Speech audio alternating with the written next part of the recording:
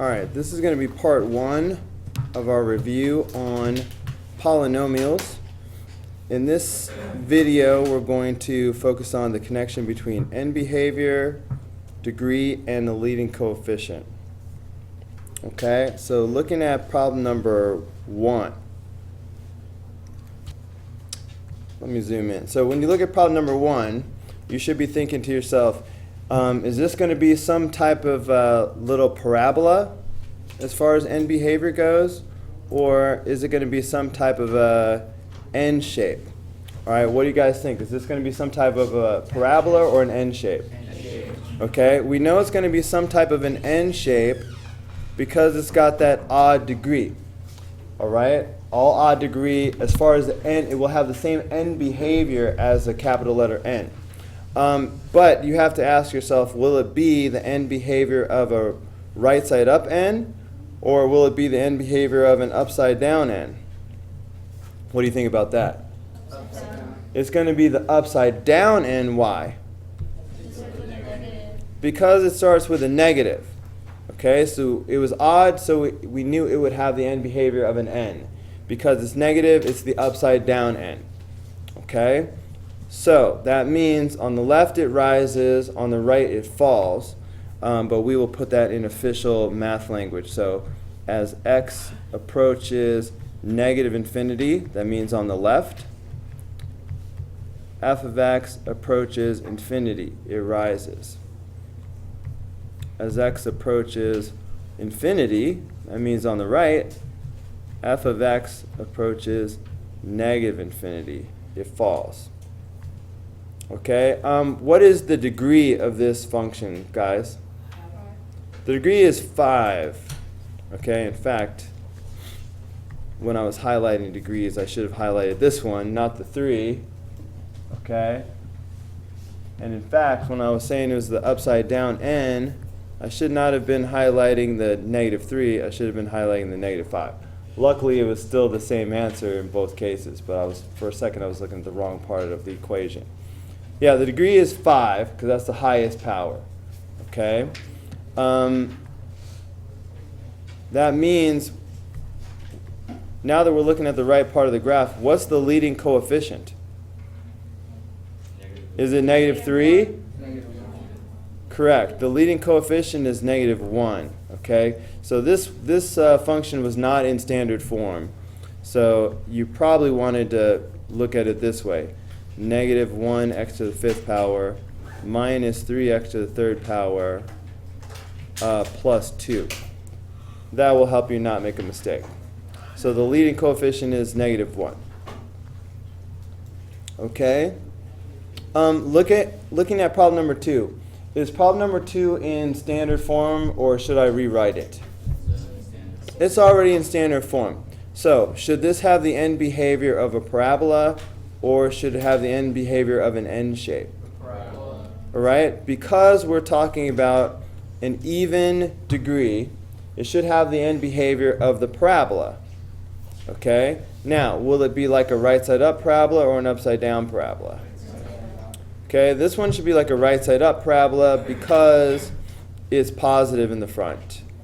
Okay? So that means on the left it rises, and on the right it rises. Okay, so on the left, so as x approaches negative infinity, it rises. So f of x approaches infinity. And on the right it rises. So as x approaches infinity, that's on the right, f of x approaches infinity. Rises, rises. Any questions so far?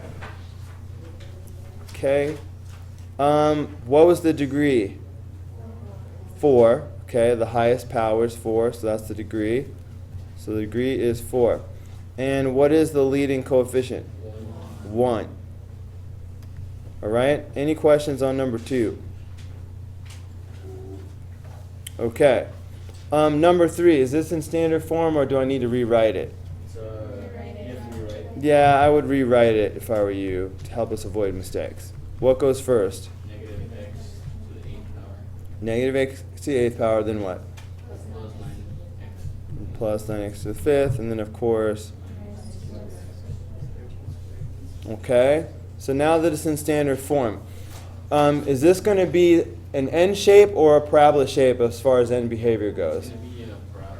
It's going to be a parabola type of shape because we are talking about an even degree. Right side up parabola or upside down? Upside down. All right, how do we know this will be the upside down parabola? Because of the negative in front, yeah. Because of the negative in front. Okay, it's even, so we know it'll be some type of a parabola end behavior. Because it's negative leading coefficient, it'll be like a downward parabola. Now, please understand the actual picture is not a parabola. It has like extra swerves in the middle.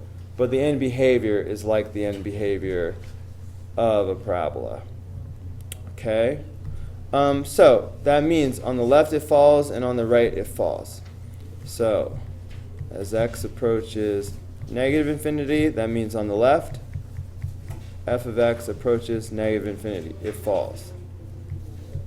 Okay, as x approaches positive infinity, that means on the right, f of x approaches negative infinity, because again it falls. Okay, what was the degree this time, guys? 8. Degree is 8. And what's the leading coefficient?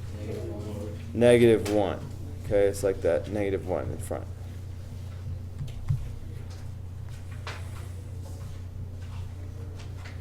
Okay, using the functions above, find the value of the following functions. So we're supposed to use direct substitution to evaluate function f of x for the given value of x equals -2.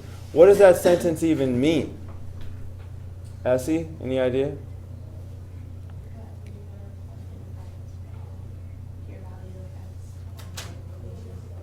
That's right. We're going to take this -2 and we're going to plug it in for all the x's in function f. Okay, so looking back up, function f is negative. Okay, so we're doing -1. What was it? 2. -2. So we're doing f at -2. So looking at function f, then that's -3, and then I'll do -2 to the third power minus, I'll put a -2 to the fifth power, and then plus 2. Okay, just show that setup. But then after that, if you want to use your TI-30 XS multiview, that's cool with me. Okay, so this is going to be, 58. okay, so -3, make sure you use parentheses. Okay, -2 to the third power, get out of there, minus, and then I'll put my -2 in parentheses to the fifth power, and then plus 2. Kabam! 58. Is everybody coming up with 58 for that? Okay, so that is 58. So that's what they mean when they talk about direct substitution. All right, go ahead and do number 4B, and please put this answer on your board. All right, so just like for part A, we can just substitute 2 in to function g for all the x's. You can use your calculator. You should get 2 for the answer. Equals 2. Okay, one more. Do part C and put it on your board real quick. All right, so for part C here, we're supposed to be using function h. Shh, making the video, talkers back there. We're supposed to be using function h, so function h looks like this. We're supposed to be evaluating at -1, so if we plug that in, and what did you guys get? Was it -12 or 12? -12. So the answer turns out to be -12. And again, I would just use a calculator and just plug it all in.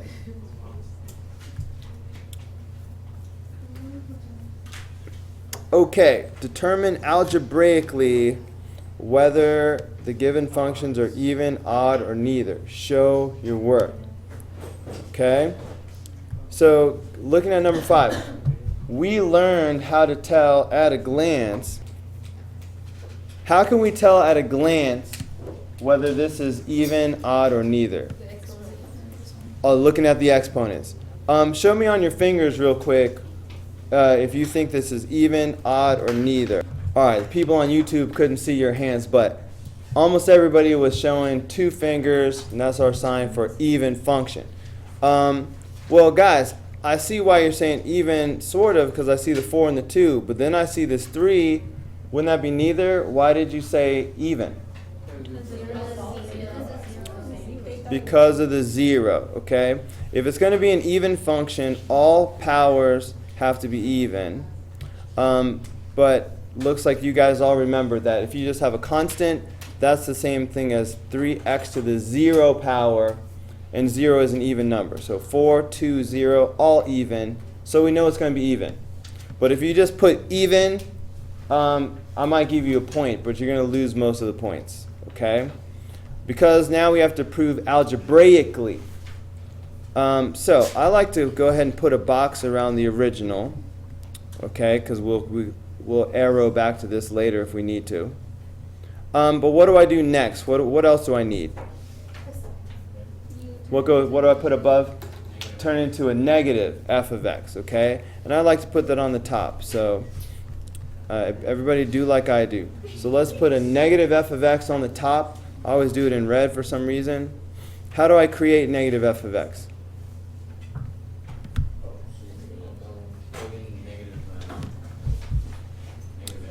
I just multiply everything by -1 to create this red function on the top, this negative f of x. So if I distribute -1, that's going to give me negative 2x to the 4th power minus 7x squared minus 3. Okay, so here is the opposite function. Okay, now Emmanuel, you were telling me sort of what to do next.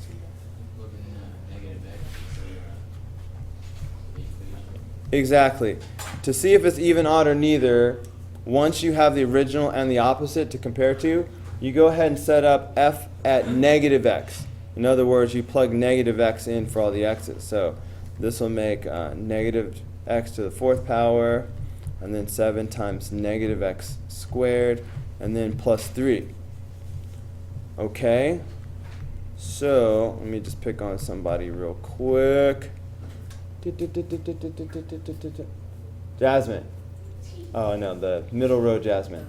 Go ahead and give me the answer to f of negative x. 2x to the 4th plus 7x plus 3. Excellent. Both of these are being raised to even powers, so these negatives are going to go away. Okay?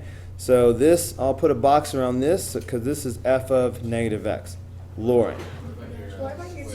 What about the what? Oh, I forgot the 2 on the x squared. Thank you. Okay.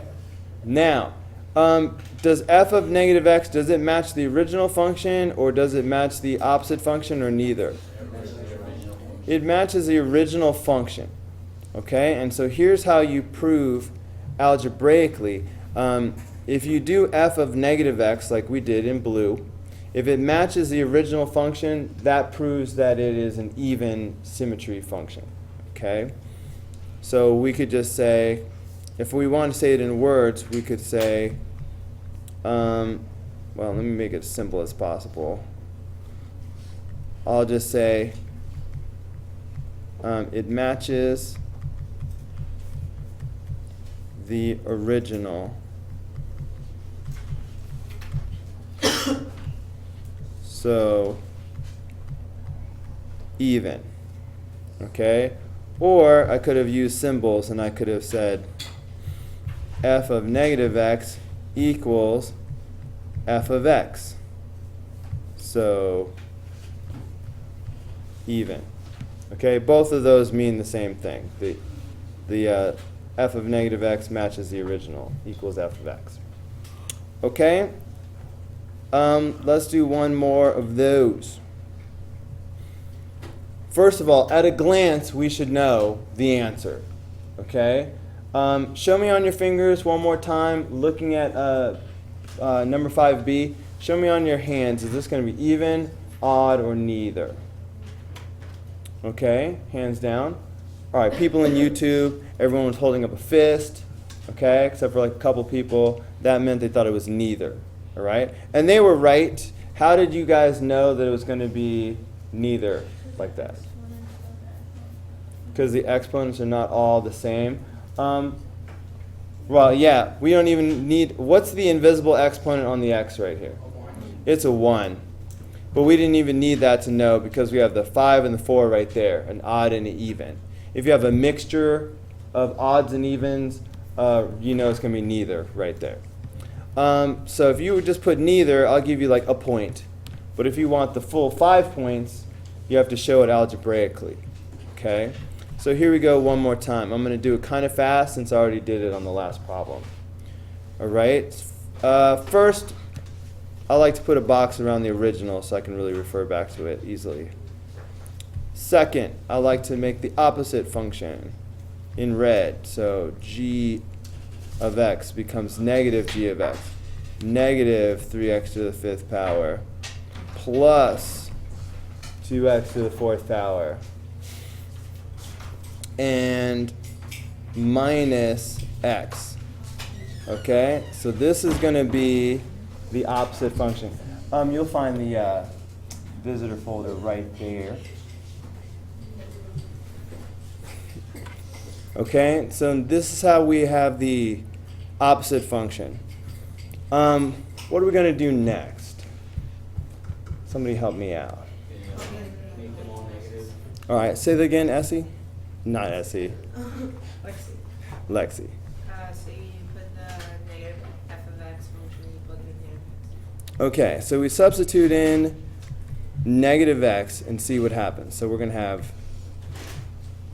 3 times negative x to the 5th power, negative 2 times negative x to the 4th power, plus negative x. Now, Charles, go ahead and help me simplify this down. Negative 3 x to the 5th. Okay. Positive 2. Okay, be careful right there. We have 2 negative signs we have to keep track of, right? Okay, so this negative sign right here inside the parentheses, is it going to stay or go? Go. It's going to go. Why? Because of the even exponent. Right, because of the even power, that's going to turn positive. Okay, so that's gone. Now, what about the other negative sign? It stays. It's just going to stay there. Okay, nothing's going to happen to the negative in front of the 2. Okay, so that's why that one's still going to be negative 2x to the 4th power. All right, go ahead and finish that off for me. And negative or minus x. And minus x. Okay, so here's g of negative x. Okay, now, Nadia, can you interpret this for me?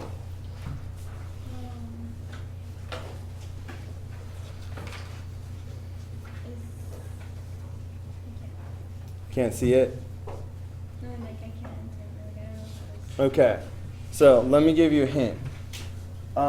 So we have our original function, we have the opposite function, and now we just found this function by plugging in negative x. Okay? If it's going to be odd, all right, if it's going to be an odd function, which one of these should it match?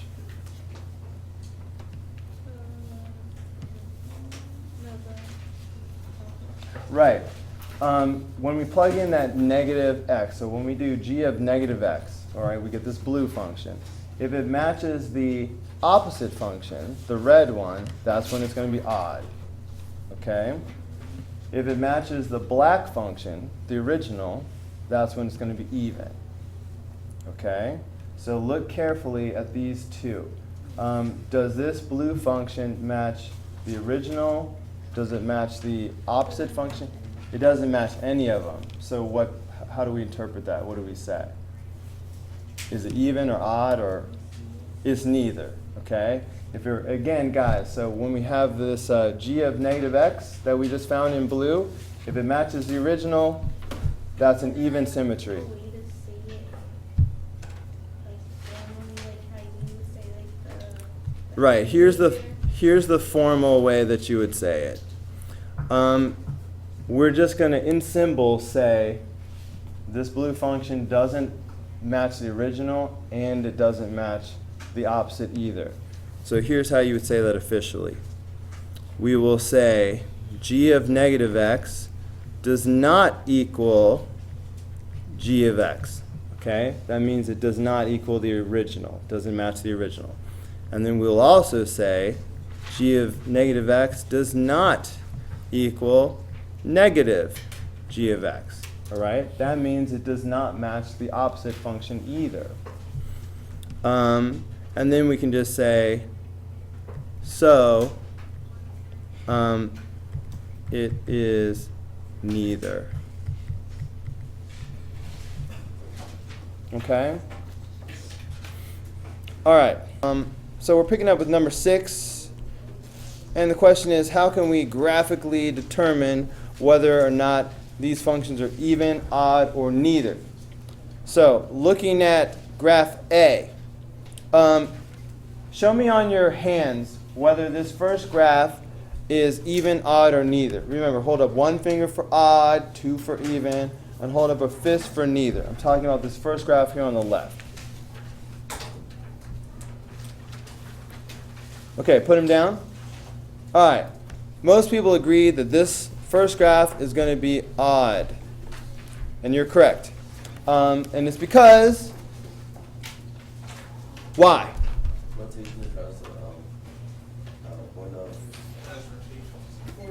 The origin, right. The origin is the center of rotation. If I rotate this 180 degrees, turn it upside down, it would look the same. That's how we know it's odd symmetry. All right, what about B? Show me on your fingers, even, odd, or neither. Show me real quick, real fast. Okay, put them down. All right, you two people, let the record reflect that my class, where most of them are holding up 2 fingers, indicating their choice of even on this one. How do we know it's even, class? Y-axis. Y-axis symmetry. All right, y-axis splits this right down the middle. That's how we know this is going to be even. Okay? All right, now let's practice our factoring. Actually, I decided to end the video here, and we will practice our factoring on the next video. I'll see you on the next video.